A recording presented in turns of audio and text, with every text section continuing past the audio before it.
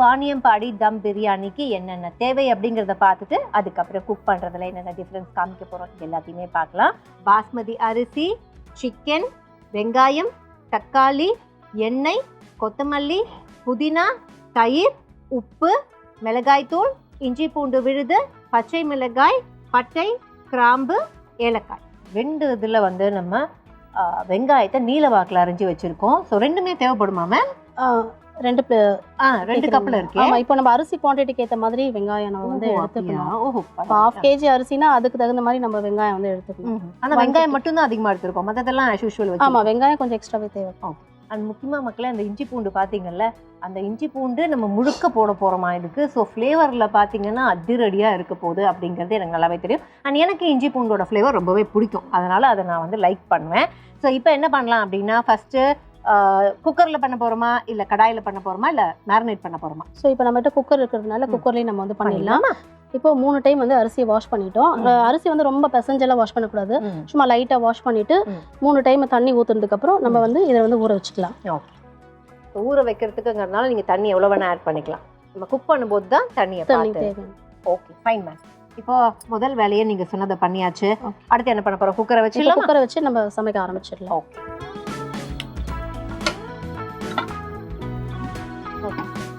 தாராளமாக. ஏன்னா அளவு நம்ம வந்து சொல்ல வேண்டிய அளவு நீங்கள் சொல்லுங்கள், இல்லை நம்ம வந்து நம்ம இஷ்டத்துக்கு ஏற்ற மாதிரி அப்படின்னா அதையும் நீங்கள் சொல்லலாம். பட் எண்ணெயை நம்ம ஃபுல்லாக போட்டோம். ஓ மேம், 1 கப்பு ரைஸுக்கு இவ்வளோ ஃபுல் எண்ணெய் போடணும்? அதேங்கப்பா. ஓகே, ஸோ எண்ணெயை போட்டுட்டு 1 கப் வெங்காயம், இன்னொரு கப் வெங்காயமும் எடுத்து போட்டோம்.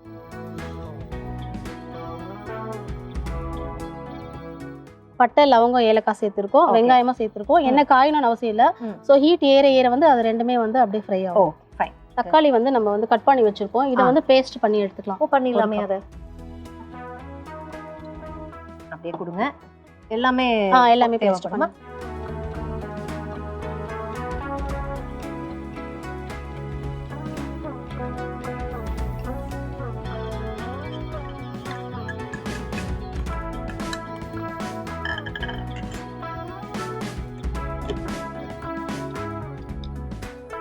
நல்லா ஃபைன் பேஸ்டாகவே வச்சிடணும்.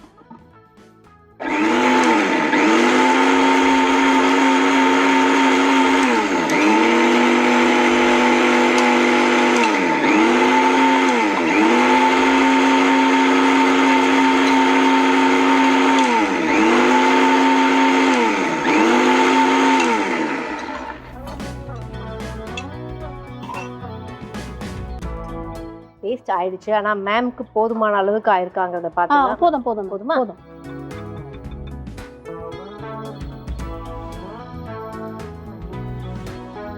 மறுபடியும் நம்ம வியூவர்ஸ்க்கு காமிச்சிடலாம். தக்காளியை நம்ம எப்படி அரைச்சிருக்கோம் அப்படின்னா, சூப்பெல்லாம் குடிப்போம்ல அந்த கன்சிஸ்டன்சியில் இப்படி அரைச்சிருக்கோம்.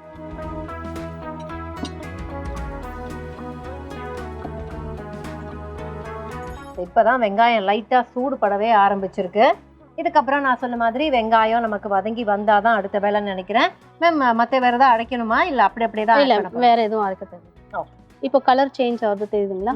இப்போ கொஞ்சம் அந்த வெங்காயம் நல்லா வதங்கி ஒரு கோல்டன் ப்ரௌன் கலர் வந்து பாருங்க. இப்போ வந்து நம்ம தண்ணி வச்சிடலாம். ரைஸ்க்கு வந்து தம் போடுறதுக்காக தண்ணி வச்சிடலாம். சக்கில் இருக்குது தண்ணி, இதுதானே தண்ணி வைக்க போகிறோம். ஆமாம், இது வந்து ஆனியன் வந்து ஸ்லோ பண்ணிடணும், ஏன்னா ரொம்ப உடனே டக்குன்னு வந்து ப்ரௌன் கலர்ல ஆயிடும். ஸோ அதனால வந்து நம்ம ஸ்லோ பண்ணிடணும். பண்ணிட்டு எந்த கப்பில் அரிசி எடுத்தோமோ அதில் வந்து 5 மடங்கு தண்ணி எடுத்துக்கலாம். எக்ஸ்ட்ரா 1 கப் எடுத்துக்கலாம், ஏன்னா இதில் இருந்து சுத்தண்ணி சேர்க்கணும்னா நம்ம இதை கூட எடுத்துக்கலாம்.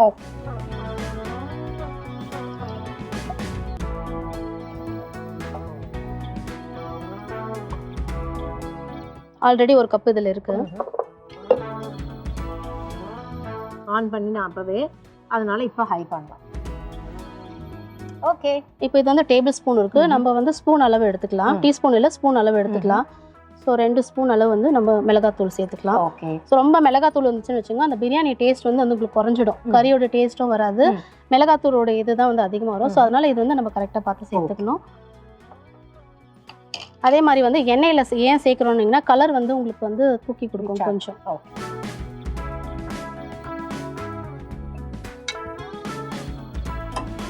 நெக்ஸ்ட் வந்து புதினா சேர்த்துக்கலாம். புதினா எவ்வளோ போதும்.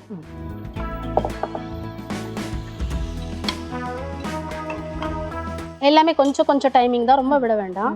அதே மாதிரி கொத்தமல்லியும் சேர்த்துக்கலாம்.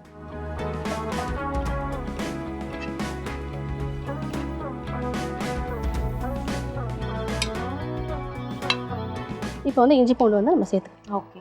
ஸோ இஞ்சி பூண்டு நான் சொன்ன மாதிரி அத்தனையும் வேணும்னாங்க, அப்படியே போட்டுக்கலாம். ஸோ இது வந்து ஒரு சின்ன கப் அளவுன்னே வச்சுக்கலாமாப்பா இல்லை? இப்போ நான் 1 kgக்கு ஏற்ற அளவு வந்து உங்களுக்கு லாஸ்ட்டாக சொல்லிக்கிறேன். அதை நீங்கள் எவ்வளோ செய்யணுமோ அதுக்கேற்ற மாதிரி நீங்கள் மெஷர் பண்ணிக்கோங்க.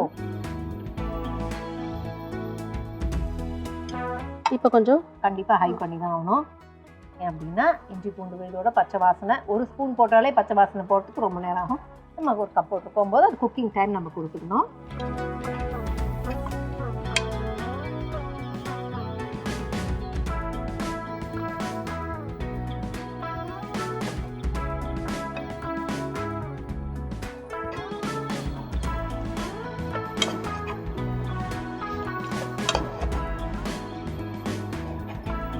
இஞ்சி பூண்டு வந்து நல்லா வதங்கணும். கொஞ்சம் நம்ம தண்ணி சேர்த்துக்கலாம்.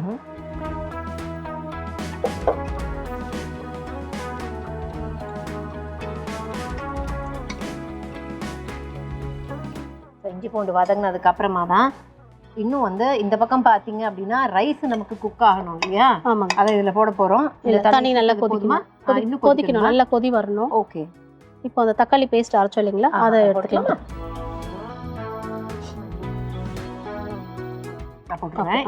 எல்லாமே தேவைப்படுமா? போட்டுருங்க.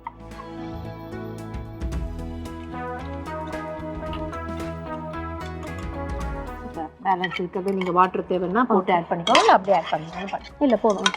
ஓகே. ஸோ இன்னும் ஒரு ஸ்பூன் தக்காளி பேஸ்ட் இருக்குது, அப்படியே அதையும் போட்டுட்டு இதுக்கப்புறம் என்ன பண்ண போகிறோங்கிறத தான் பார்க்க போகிறோம்.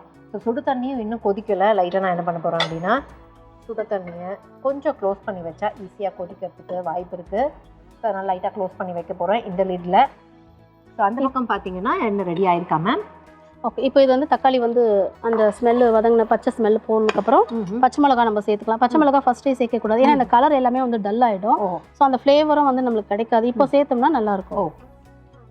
ஸோ அது வந்து ஒரு 4லேருந்து 5 உங்களோட காரத்துக்கு ஏற்ப, ஃப்ளேவருக்கு ஏற்ப.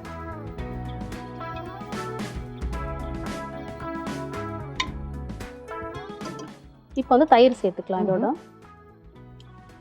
தயிர் ஒரு கப்பில் எடுத்து வச்சிடணும். அந்த கப் தயிர் போட்டேன்.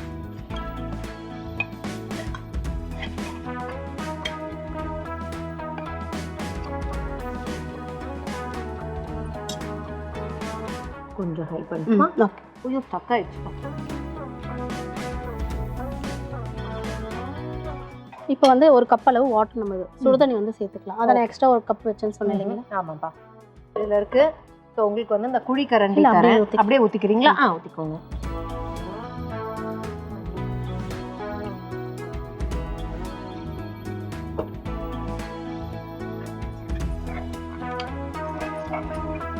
இது லைட்டாக ஒரு கொதி வந்ததுக்கப்புறம் சிக்கனை நம்ம சேர்த்துடலாம்.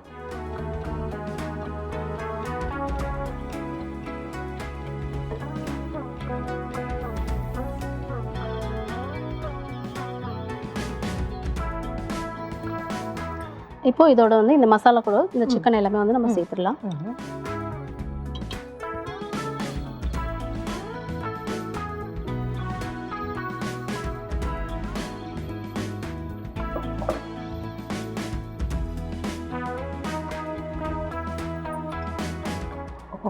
இப்போ வந்து நம்ம உப்பு சேர்த்துக்கலாம். கையிலே போட்டுக்கலாம்.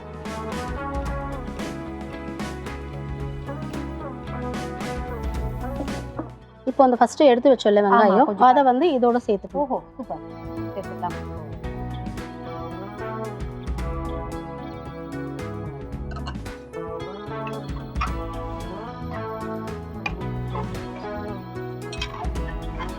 பார்த்தீங்க அப்படின்னா அந்த வெங்காயத்தை அப்போ எடுத்து வச்சோம். 2 கப்பு வெங்காயம் தேவை அப்படின்னாங்க. பட் நான் நினச்சேன் தேவைப்படாதுன்னு நினச்சேன். பட் அந்த வெங்காயத்தை இப்போ நம்ம சேர்த்துருக்கோம். மேபி அதுவுமே ஃப்ளேவர் கொடுக்கும் அப்படின்னு நினைக்கிறேன்.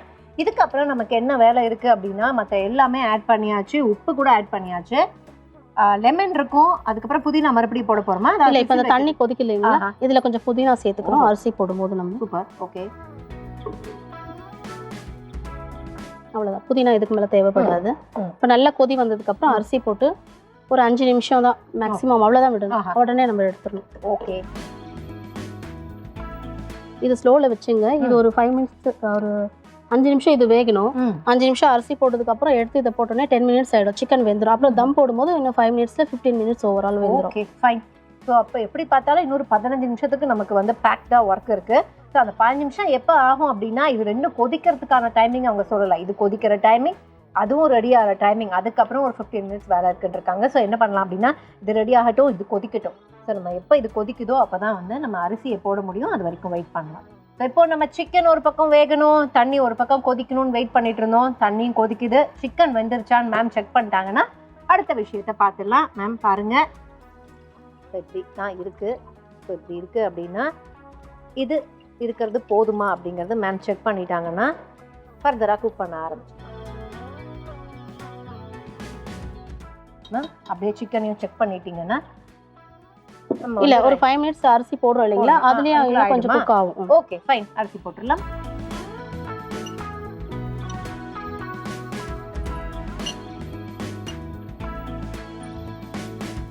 இப்போ போடுற இந்த அரிசி வந்து ஒரு 5 நிமிஷம் தான் இருக்கணும். இப்போ இந்த ரைஸ்க்கு தேவையான சால்ட் சேர்த்துக்கலாம்.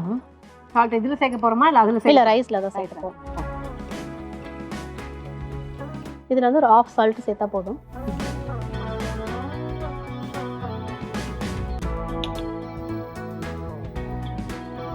ஒரு 5 நிமிஷம் ஆனதுக்கப்புறம் சொல்கிறீங்களா? டைம் என்ன? ஃபோன் அங்கே இருக்குது.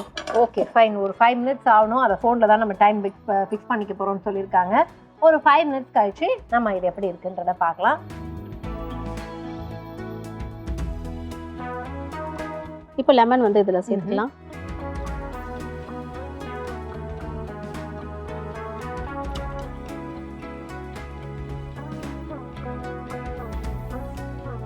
போதும், ஒரு ஸ்பூன் அளவு இருந்தால் நமக்கு போதும்.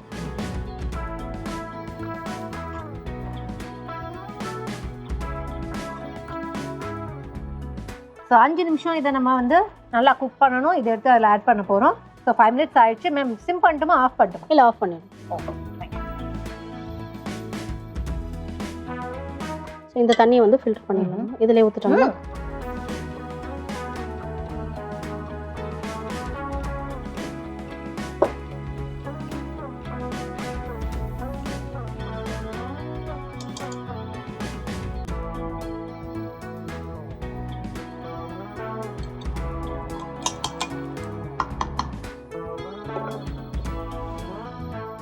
கிளற போகிறோமா அப்படியே வைக்க போகிறோமா அதெல்லாம் பார்க்கலாம். ஆனால் இந்த மூடியை சும்மா வச்சு தான் தம் வைக்க போகிறோம் ஒரு 10 நிமிஷம்.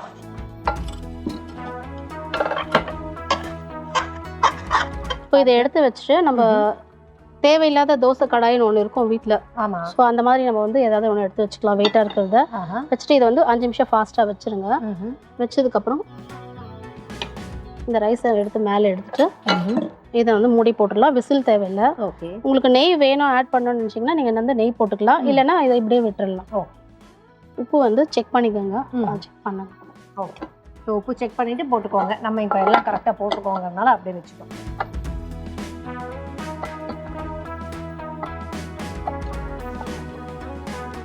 இது அப்படியே 10 மினிட்ஸ் விட்டுட்டோன்னா ஓகே. ஸோ ஒரு 10 நிமிஷம் இதை அப்படியே டிஸ்டர்ப் பண்ணாமல் விட போகிறோம். டிஸ்டர்ப் பண்ணாமல் விட்டதுக்கப்புறம் இந்த வாணியம்பாடி ஸ்டைலில் சிக்கன் தம் பிரியாணி எப்படி கிடைக்க போகுது அப்படிங்கிறத பார்க்கலாம். ஒரு 5 மினிட்ஸ் விட்டுட்டு ஸோ ப்ரெஷர் ரிலீஸ் ஆகட்டும், அதுக்கப்புறம் ஓப்பன் பண்ணலாம். இப்போ 5 மினிட்ஸ் கழிச்சு லைட்டாக ஓப்பன் பண்ணி பார்க்கலாம் ப்ரெஷர் போயிருக்கா. ஏன்னா ப்ரெஷர் நம்ம விசில் போடலை, பட் ஸ்டில் பார்த்துட்டு செக் பண்ணிவிட்டு எடுத்து வைக்கிறதா வேலை. மேம் நீங்கள் செக் பண்ணுங்கள், நான் அதுக்குள்ளே வந்து பிளேட்டுக்கு கப்பு இதெல்லாம் ரெடி பண்ணுறேன். ஓகே.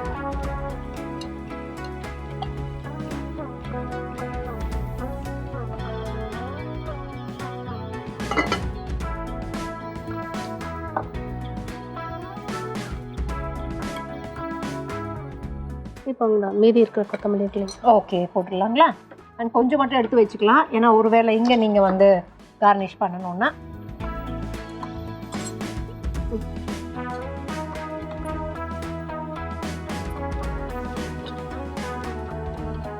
இப்போ பாருங்க ஓரெல்லாம் அடி பிடிக்கல, கரெக்டாக தான் வந்திருக்கு. சூப்பர். ஆமாம், எனக்கு தெரிஞ்சு அடி பிடிக்காமல் முதல் டைமாக நான் பார்க்குறது வந்து அந்த ஆயிலோட பளபளன்னு இருக்கிறத இப்போ தான் பார்க்குறேன்.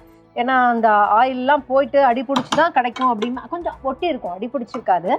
பட் ஆயில் அவ்வளோ போட்டதுக்கு அதுதான் ஒரு அர்த்தம் இல்லை மேம். ஸோ அப்படி ஒரு ஷைனிங்காக ஆமா உங்களுக்கு அந்த சாஃப்டாக கிடைக்கும். இந்த அளவுக்கு நீங்க ஆயில் சேர்த்து பண்ணும்போது தான் அது நல்ல ஒரு ஃப்ளேவரா இருக்கும், டேஸ்ட் கொடுக்கும் நல்லா.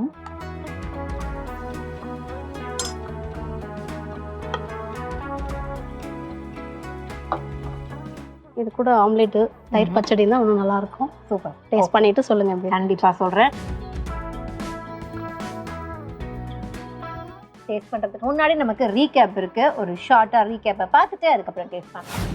ஃபஸ்ட் என்ன பண்ணுறோம் அப்படின்னா, குக்கரில் தேவையான அளவுக்கு எண்ணெய் விட்டு, எண்ணெய் நல்லா சூடானதும் பட்டை, கிராம்பு, ஏலக்காவை போட்டு அது கூடவே வெங்காயத்தையும் போட்டுடுறோம். வெங்காயம் நல்லா குக் ஆனதுக்கப்புறம் அந்த கலர் ரிச்சாக வரணும் அப்படிங்கிறதுக்காக வரமிளகா பொடியை அதில் ஆட் பண்ணுறோம். வரமிளகா பொடியை ஆட் பண்ணிட்டு அது பச்சை வாசனை போனதுக்கப்புறம் புதினா அண்ட் கொத்தமல்லி இது ரெண்டுத்தையும் ஆட் பண்ணுறோம். இது ரெண்டும் ஆட் பண்ணி இது நல்லா குக் ஆனதுக்கப்புறம் இஞ்சி பூண்டு விழுது ஆட் பண்ணுறோம். இஞ்சி பூண்டு விழுது பச்சை வாசனை போனதுக்கப்புறம் நறுக்கி வச்சிருந்த தக்காளி இருந்துச்சு, அந்த தக்காளியை நம்ம போட்டு பிளெண்ட் பண்ணிக்கிட்டோம். ஸோ அந்த பிளெண்ட் பண்ண பேஸ்ட்டையும் அதில் ஆட் பண்ணிவிட்டு பச்சை மிளகா அண்ட் தயிர் இது ரெண்டுத்தையுமே ஆட் பண்ணுறோம். இது ரெண்டுத்தையும் ஆட் பண்ணுற அந்த கேப்பில் நம்ம என்ன பண்ணுறோம் அப்படின்னா, க்ளீன் பண்ணி வச்சிருந்த சிக்கன் அண்ட் தண்ணியை ஆட் பண்ணிவிட்டு இதெல்லாம் குக் ஆகிற டைமில் என்ன பண்ணுறோம் அப்படின்னா, அந்த கொதிக்க வச்சிருந்த தண்ணி நல்லா கொதிச்சதுக்கப்புறம் அதில் கொஞ்சம் புதினா போடுறோம். தண்ணியிலையும் கொஞ்சம் பாதி உப்பு போட்டுட்டு ரைஸை ஆல்ரெடி களைஞ்சி க்ளீன் பண்ணி ஊற வச்சுருந்தோம். அந்த ரைஸை அதில் போட்டுட்டு டைமிங் பார்த்தீங்கன்னா 5 மினிட்ஸ் கொடுக்கணும். சிக்கன் வேகிற அளவுக்கு டைமை விட்டுட்டு உப்பு சரி பார்த்துட்டு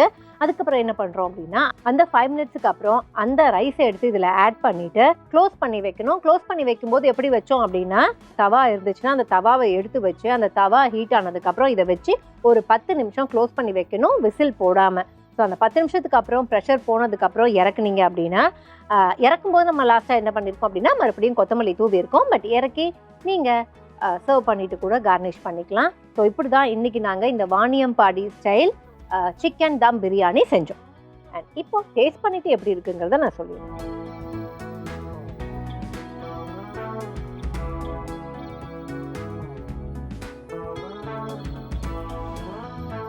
ஓரளவுக்கு சூடு ஆறி இருக்குது.